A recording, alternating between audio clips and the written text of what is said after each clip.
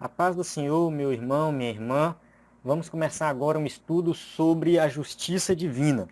Então, nesse estudo, eu vou questionar como Deus pode perdoar pecados e continuar sendo justo. Se Deus é santo, se o pecado fere a sua santidade, o pecador deveria ser punido. Então, como que Deus perdoa? Se Deus perdoa, será que Deus não está sendo injusto, perdoando uns e não perdoando outros? Então, vamos ver o que é a justiça divina, o que é justificação, como acontece a justificação e como que nós somos justificados. Essa é a ideia. Esse estudo é fruto de um e-book que eu escrevi. Um e-book é um livro digital em PDF que eu fiz aqui. Você que estiver assistindo o vídeo, você está vendo aí o PDF. E se você não estiver assistindo, está ouvindo o áudio, né, vou disponibilizar em áudio também, você pode acessar ebdemfoco.com e dar uma olhada nesse PDF. Na verdade, todos devem, né, acessar ebdemfoco.com e fazer o download desse PDF, o download desse e-book para estudar e usar aí na sua igreja para fazer algum estudo, na escola dominical, do jeito que você quiser, passar para os seus amigos. Fique à vontade de fazer o download. Então entre no site ebdemfoco.com, vá lá em subsídios, você vai encontrar esse vídeo, o áudio e o PDF para fazer o download. Enfim, e além disso você encontra muito mais material lá, os slides da escola dominical. Quem é professor da escola dominical e usa slide para ministrar aula na escola dominical, lá tem os slides que você pode fazer o download também e usar, né? Além dos slides, outros vídeos, comentários e um material exclusivo para quem quer aprender mais da palavra de Deus.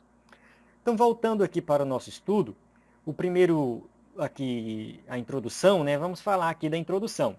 Então, eu faço uma pergunta. Você já parou para pensar na natureza de Deus? Então, quem é Deus?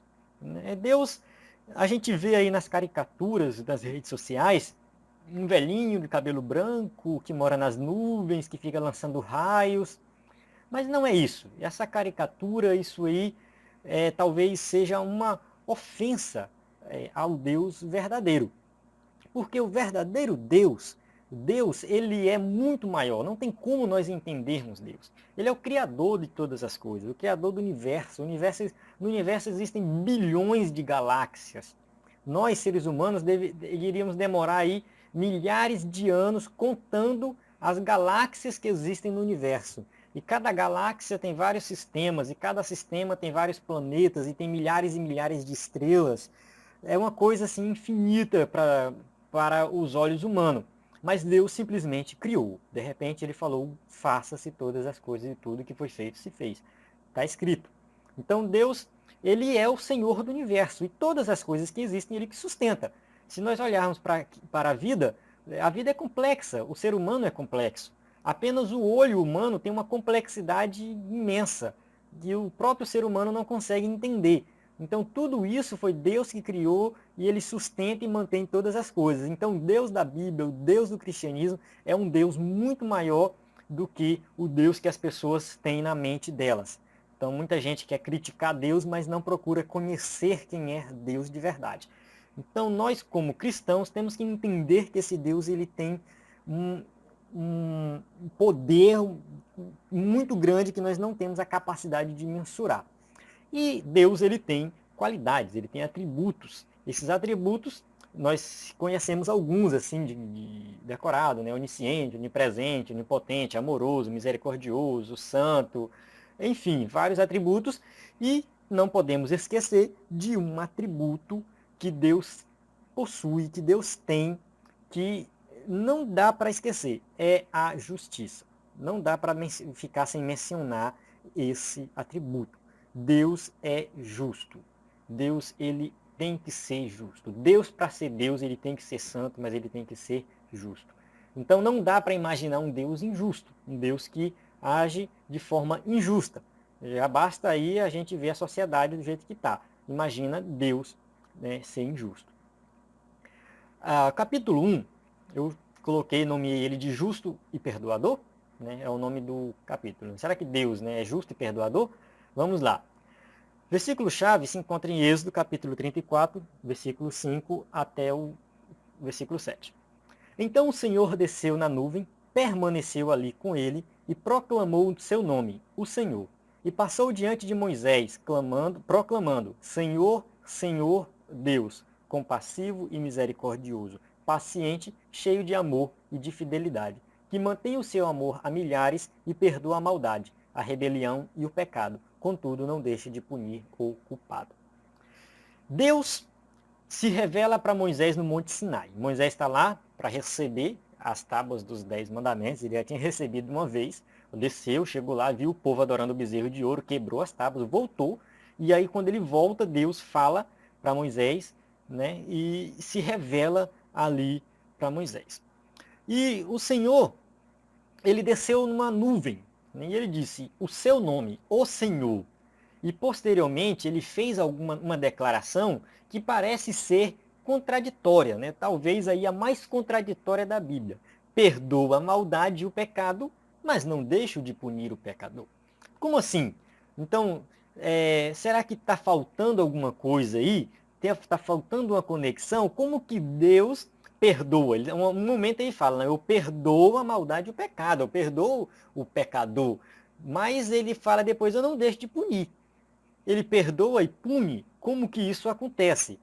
Então, esse atributo de Deus, de ser justo, acaba falhando nessa declaração. Se nós formos pensar, Deus está, né, como que Deus é santo, ele é santo, tem toda a sua santidade, o pecado fere a sua santidade. Mas depois ele diz que ele perdoa o pecador. Ele não pune o pecador. Se ele é justo, ele deveria punir. O salmista Davi também escreve algo do tipo. Salmo capítulo 32, do versículo 1 ao 2. Como é feliz aquele que tem as suas transgressões perdoadas e seus pecados apagados. Como é feliz aquele a quem o Senhor não atribui culpa e em quem não há hipocrisia. Essa é a linguagem de um Deus justo? Essa é a linguagem de um julgamento justo? Deus é justo e cobre pecados? Como assim? Como que acontece isso? Então a gente já vive numa sociedade injusta. Muitas pessoas cometem todo tipo de atrocidade e saem impunes. A gente vê aí políticos que roubam, fazem um monte de coisa errada e não acontece nada. Muitas pessoas cometem crimes e não vão presas. E até no nosso trabalho, os nossos vizinhos, a gente vê injustiça na nossa sociedade como um todo e a gente já fica revoltado com isso. Então, se a gente já se revolta com a injustiça que acontece no dia a dia, imagina servir um Deus que não é justo. Imagina crer num Deus injusto. Então, a gente vê que tem que ter a solução para esse problema. Então, se eu pequei, eu devo pagar pelo meu pecado. Mas, e aí, se eu tive meu pecado perdoado? Como assim? Se Deus está falando que perdoa, é porque ele perdoa. Né? Mas se ele fala que pune, ele pune. Então, como Deus perdoa e pune ao mesmo tempo? Vamos lá, vamos prosseguir aqui no nosso estudo. A gente vai ver aqui que Deus ele não tem duas personalidades. Né? Num momento ele fala, eu vou perdoar, no outro momento ele fala, não, eu vou punir. Ele tem... ele é justo e ele é santo. Ele é misericordioso. Ele tem amor. É tudo isso ao mesmo tempo. Então vamos ver como que essas coisas são conciliadas. Vamos para o capítulo 2 do e-book, que fala sobre justificação. Então, justificação. O que é justificação? Justificação é o direito legal de ter acesso e comunhão com Deus. Então, nós, como pecadores, nós não temos esse direito. Levando para a linguagem dos tribunais, que a palavra justificação vem da linguagem dos tribunais, nós somos pecadores falhos e não merecemos ter comunhão com Deus. Então nós não temos esse direito de ter comunhão com Deus. Mas a palavra na Bíblia, justificação, remete a isso, quando nós temos esse direito de ter comunhão com Deus. Então, o que faremos diante de um Deus que exerce justiça? Somos pecadores e merecemos ser punidos, mas não queremos estar debaixo do julgamento divino. Não queremos experimentar a eternidade longe de Deus. Como que eu vou passar a eternidade longe do meu Criador? Mas se eu sou pecador, eu mereço isso. De fato, eu mereço, porque eu sou pecador. Eu mereço ficar longe de Deus, eternamente longe, perecer no inferno. Esse é a conclusão que Paulo chegou lá em Romanos capítulo 3, versículo 10 até o versículo 17, 18. onde ele fala que todos pecaram, se extraviaram, estão longe de Deus e ninguém buscou a Deus, não há um justo sequer. E só que a gente vê na Bíblia alguns exemplos que não é bem assim. Davi, ele cometeu adultério, assassinato, vários pecados, mas ele foi chamado de um homem segundo o coração de Deus. Jacó mentiu para o seu pai, enganou seu irmão, seu sogro, e ele deu origem à nação de Israel, foi abençoado por Deus. E como que nós podemos sermos considerados justos diante de Deus, mesmo sendo pecadores? Assim como foi Davi, como foi Jacó, Abraão, Noé, todos esses grandes heróis da fé, eles, eu já vou dando a resposta aí, né, heróis da fé. A gente vai falar da fé lá no final. Mas esses homens, todos eles eram pecadores, falhos como eu e você, e eles foram abençoados por Deus. Eles alcançaram a justificação diante de Deus.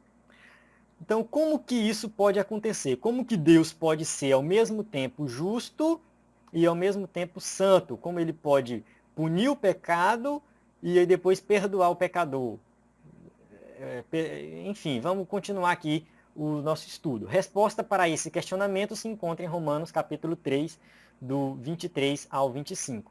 Pois todos pecaram e estão destituídos da glória de Deus, sendo justificados gratuitamente por sua graça, por meio da redenção que há em Cristo Jesus. Deus o ofereceu como sacrifício para propiciação mediante a fé, pelo seu sangue, demonstrando a sua justiça. Em sua tolerância havia deixado impunes os pecados anteriormente cometidos. Então, vamos analisar essa passagem que o apóstolo Paulo escreveu da Epístola aos Romanos. Pois todos pecaram e destituídos estão da glória de Deus. A conclusão que Paulo chega aí na sua carta é que todos estão debaixo do pecado. Todos perderam a comunhão com Deus. Não há um justo sequer, não há ninguém que busca a Deus. Todos se extraviaram e todos se afastaram de Deus. Isso é uma realidade. O pecado causou a separação entre Deus e o homem, e nós estamos afundados no pecado. A humanidade está afundada no pecado. Só que no versículo 24 ele fala, sendo justificados gratuitamente por sua graça. Então, vamos lá. Sendo justificados. O que é ser justificado? É ter o direito legal de estar diante de Deus. É ser considerado justo. É ser considerado limpo de pecado, sem nenhuma falha, sem nenhum pecado. Isso significa ser justificado. E essa justificação, ela acontece gratuitamente, é de graça. Não é porque eu trabalhei por ela, não é porque eu me esforcei por essa justificação, não é porque eu lutei por ela, não é porque eu fiz alguma coisa e eu fui justificado diante de Deus. Não, é pela graça de Deus, favor não merecido.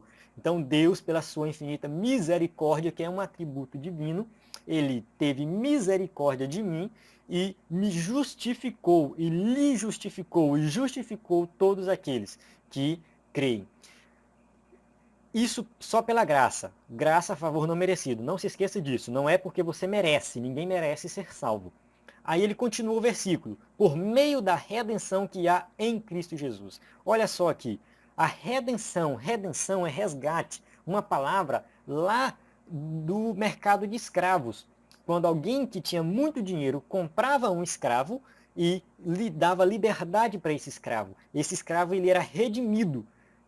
A mesma coisa Cristo fez por nós. Ele morreu por nós na cruz do Calvário, ele pagou um preço e ele nos redimiu.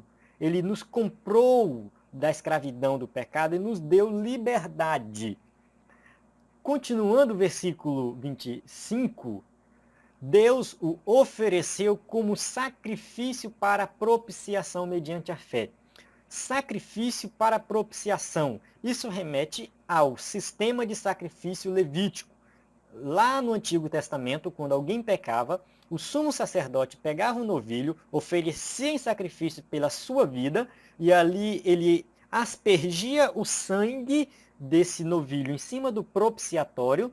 Depois ele pegava um bode e sacrificava esse bode, aspergia o sangue sobre o propiciatório, pegava um outro bode, colocava a mão na sua cabeça, confessava o pecado do povo e mandava esse bode para o deserto, representando os pecados indo embora. Mas, voltando um pouquinho quando ele asperge o sangue no propiciatório, o propiciatório é a tampa que fica ali em cima da Arca da Aliança. Essa tampa, ela era de ouro e ali o sumo sacerdote aspergia o sangue, né, do sacrifício que era realizado. Dentro da Arca da Aliança tinha a lei que acusava a pessoa, a lei que falava para a pessoa que ela era pecadora, a lei que estava lá não para salvar, mas a lei que estava lá para acusar, para dizer, olha, você errou, olha, você pecou, olha, você falhou nisso, nisso e naquilo. A lei não estava lá para salvar, ela estava para acusar. E do outro lado, né, fora, estavam as pessoas recebendo essa acusação. Então, bem em cima, tinha o sangue. Aquele sangue, ele era o que intermediava ali entre a pessoa e a lei. Da mesma forma, Cristo morreu e foi um sacrifício pelos nossos pecados. Por quê? Aquele sacrifício realizado lá no Antigo Testamento, de bode, de novilho, ele não tinha poder para perdoar pecado. Ele não tinha poder para perdoar. Era uma sombra do verdadeiro sacrifício que um dia ia acontecer. Esse verdadeiro sacrifício, que é o sacrifício de Cristo, aconteceu, né, quando Jesus veio, viveu e morreu por nós. Então, esse sangue de Cristo, ele é justamente o intermediador entre a lei que nos acusa, né, e nós que somos acusados. Então, o sangue de Cristo entra ali no meio e tira toda a acusação. E, continuando o versículo, diz, demonstrando a sua justiça. Ou seja, Deus ofereceu Cristo como sacrifício para demonstrar a sua justiça. Aqui está a resposta para o nosso questionamento desde o começo. Como que Deus consegue ser santo e justo ao mesmo tempo? Né? Como que ele faz isso? Por quê? Porque alguém pagou o preço e esse alguém é Jesus. O sacrifício de Cristo foi sim suficiente para perdoar os nossos pecados. Então Deus não perdoa simplesmente por perdoar. Deus não perdoa simplesmente porque ele resolveu perdoar. Em um momento ele resolveu perdoar. Não. Ele perdoa porque os nossos pecados foram lançados sobre Cristo. E aí é que acontece o seguinte, é uma via de mão dupla. Justificação é uma via de mão dupla. O pecado, ele é lançado sobre Cristo e a vida de santidade de Cristo é lançada sobre nós, é imputada em nós. Cristo, ele não pecou, né? A gente vê bem aqui, 2 Coríntios 5, 21, diz assim, Deus tornou pecado por nós aquele que não tinha pecado, para que nele nos tornássemos justiça de Deus. Via de mão dupla. Os nossos pecados são lançados sobre Cristo, que não tem pecado, de forma alguma ele não pecou, e nós somos considerados justos diante de Deus. A justiça de Deus é efetuada em nós. Então, é na cruz do Calvário que tudo acontece. Foi lá que os nossos pecados foram lançados sobre Cristo e ele pagou o preço. Então, Deus não simplesmente perdoou por perdoar, ele puniu o pecado, ele puniu o pecador. Né? Da mesma forma que diz lá em Êxodo, que o versículo que a gente leu, que ele perdoa, mas ele pune. Então, ele não só perdoa por perdoar, porque o pecado é punido em Cristo. Isaías também fala isso, Isaías 53:6 diz, né, o Senhor fez cair sobre ele a iniquidade de nós todos. Então, a iniquidade, os nossos pecados, a iniquidade de todos os seres humanos, que eu vou explicar melhor, mas de todo aquele que crê, é lançada sobre Cristo. Só que a gente não pode esquecer de uma coisa. Às vezes a gente fala, né, de perdão de pecados, a gente fala do sacrifício de Cristo, e a gente se empolga e acaba deixando Jesus na cruz. Mas a gente não pode esquecer que Jesus não ficou na cruz, ele ressuscitou. E qual foi a importância da ressurreição de Cristo? Romanos 4:25. Ele foi entregue à morte por nossos pecados e ressuscitado para a nossa justificação. Então a justificação, ela acontece, ela se concretiza de fato na ressurreição de Cristo. Por quê? Porque na ressurreição de Cristo, ele provou que ele é Deus. Ele provou que ele tinha poder para morrer para perdoar nossos pecados. Ele provou que a morte dele que foi suficiente para perdoar nossos pecados, provando que é Deus. Porque sendo Deus, ele não pecou, né? Sendo Deus, ele não errou, e ele tinha sim a capacidade de pagar. E aí, quando ele ressuscitou, ele selou a nossa justificação. Então, Cristo ele não está morto, ele está vivo. Né? A morte dele foi ali suficiente para pagar o preço dos nossos pecados, mas a sua ressurreição mostra de fato a nossa justificação, o nosso direito legal de estar diante de Deus. Esse direito legal faz com que Deus nos vê de uma forma diferente. Ele nos vê através de Cristo, ou seja, a santidade de Cristo está em nós. Então é imputada em nós. Deus ele olha para nós e vê Cristo na nossa vida. O apóstolo Paulo disse isso, se eu não me engano, é Gálatas capítulo 3, versículo 10. Não mais vivo eu, mas Cristo vive em mim. Então Cristo está na vida daquele que é crente, que crê nele como único e suficiente Salvador.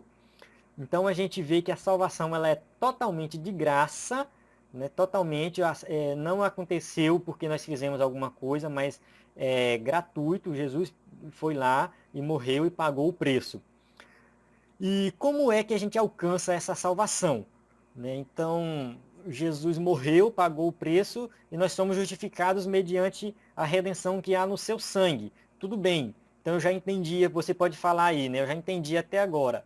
Deus, ele é justo porque os nossos pecados são pagos por Cristo, mas como que eu faço para alcançar isso? A resposta está em Efésios 2, 8 e 9 e diz assim: porque pela graça sois salvos, por meio da fé, e isso não vem de vós, é dom de Deus. Não vem das obras para que ninguém se glorie. Então a gente vê aqui que é simplesmente pela graça, como eu já falei anteriormente, por meio da fé. Então a fé, ela é a ponte, ela é o que liga o homem a Deus, né, por meio de Cristo, ou seja, na salvação. Não é qualquer fé, é a fé no Filho de Deus, é a fé no sacrifício, é a fé, é você crer no sacrifício que Cristo fez. Né? Não é uma fé qualquer, porque eu tenho fé no meu coração. Não, não é bem assim. Essa fé é quando você deposita a confiança da sua salvação em Cristo, não nas obras, como diz aqui no versículo 9. Não vem das obras. Tem gente que deposita a confiança da sua salvação nas obras. É uma pessoa que diz que tem fé, mas quando você conversa com ela, ela simplesmente só fala que ela se esforça, que ela está lutando para ser salvo, que ela está se esforçando para isso e para aquilo. É uma pessoa que não é salva, porque ela está confiando nas obras, ela está confiando no seu comportamento. Mas a pessoa que não confia nas obras, ela confia somente em Cristo, ela tem fé em Cristo. Ela confia que Cristo pagou de fato o preço dos seus pecados. Cristo morreu e pagou, e nós somos justificados mediante a redenção que há no sangue de Cristo. É isso que acontece, somente pela fé, nunca pelas obras. Então, o que a gente pode concluir aqui? Né? Que o dilema apresentado em Êxodo 34, 5 e 7, né, que Deus perdoa o pecado e ao mesmo tempo pune o pecador, ele só pode ser resolvido se entendemos a obra redentora de Jesus Cristo. Né? Quando nós entendemos isso, quando nós entendemos que os nossos pecados eles são pagos por Cristo, porque Cristo é punido no nosso lugar, aí sim a gente entende que não existe nenhuma discrepância, não existe nenhum erro na Bíblia quando fala que Deus pune e depois que ele perdoa. Né? Isso porque a punição acontece em Cristo. Cristo ele cumpre a justiça divina. A justiça divina é cumprida nele. E aí você pode se perguntar nesse momento, mas e lá no Antigo Testamento? Não tinha Jesus lá? Tinha sim. Eles tinham uma promessa que um dia viria o Messias. Aquele sacrifício ele tinha que ser feito com fé. Porque o judeu do Antigo Testamento, lá quando fazia o sacrifício, ele estava crendo que um dia o Messias viria. Ele tinha fé no Messias que um dia ia vir. E hoje nós temos fé no Messias que já veio. Então sempre foi pela fé a salvação, tanto no Antigo Testamento quanto agora na época do Novo Testamento, na época de hoje, é pela fé. Sempre foi pela fé em Cristo, sempre foi pela fé no sacrifício dele. lá em Mateus, né, para concluir, Mateus 11, 28, está escrito: Vinde a mim todos que estáis cansados e sobrecarregados, e eu vos aliviarei. Então, se tem alguém que está ouvindo esse áudio, assistindo esse vídeo, está sentindo aí o peso do pecado, está sentindo que ainda não depositou a confiança da sua salvação em Jesus Cristo, que ainda está na dúvida se é salvo ou não, se os seus pecados ainda estão deixando culpas aí em você, estão deixando peso na sua consciência, você precisa eliminar isso, você precisa eliminar esse peso e você precisa de Jesus. Você precisa crer, você precisa depositar a confiança da sua salvação nele, porque ele vai aliviar esse peso, ele vai aliviar esse fardo do pecado. Então, o pecado ele também deixa um vazio na nossa vida e a gente tenta preencher esse vazio com outras coisas, com coisas que só nos levam a pecar cada vez mais.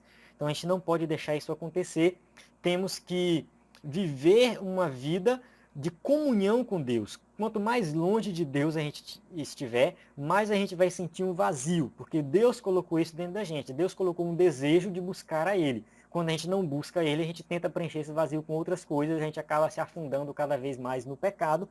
E Jesus ele está de braços abertos para nos receber e ele vai preencher esse vazio, ele vai fazer de você um filho de Deus e lhe dar vida eterna. A única coisa que você precisa fazer é crer, creia no Filho de Deus, creia que Jesus pode te dar salvação, né? Basta você confiar nele. Eu vou fazer uma oração nesse momento, você pode orar comigo e se você quiser aceitar Jesus como Salvador, também, né, vale, basta procurar depois um pastor, procurar uma igreja, procura viver uma vida com Deus, viver com Cristo. Senhor Deus, neste momento, Senhor, eu apresento cada um que está ouvindo esse áudio, ou que está assistindo esse vídeo, ou que está lendo esse e-book. Meu Deus, venha tocar no coração do teu filho, venha transformar, ó Pai Celestial, venha perdoar os seus pecados, limpar, ó Deus, o seu coração e justificar o teu filho. Ó Senhor Jesus, tu derramaste o teu sangue na cruz do Calvário para perdoar os pecados. Se neste momento alguém estiver crendo em Ti como único e suficiente Salvador, dê o perdão, tira o fardo do pecado e conduz essa pessoa, Senhor meu Deus, a uma vida de santidade, para que um dia ela possa morar no céu contigo. Neste momento, Pai, eu te agradeço em nome de Jesus. Amém. Então tá, encerrando aqui esse estudo, né, vou relembrar você aqui do ebdemfoco.com, você pode acessar aí e ter aí um material exclusivo para estudantes da Palavra de Deus, para quem quer aprender mais, para quem quer ensinar na igreja, vai ter slides das lições da escola dominical, comentários das lições, subsídios, estudos, e-books, muito material que você pode usar aí para abençoar, né, para abençoar a sua vida e, claro, abençoar a vida de outras pessoas, porque você pode ser aí um ministro, um pregador, um professor, ou até mesmo ensinar na sua casa, na sua família.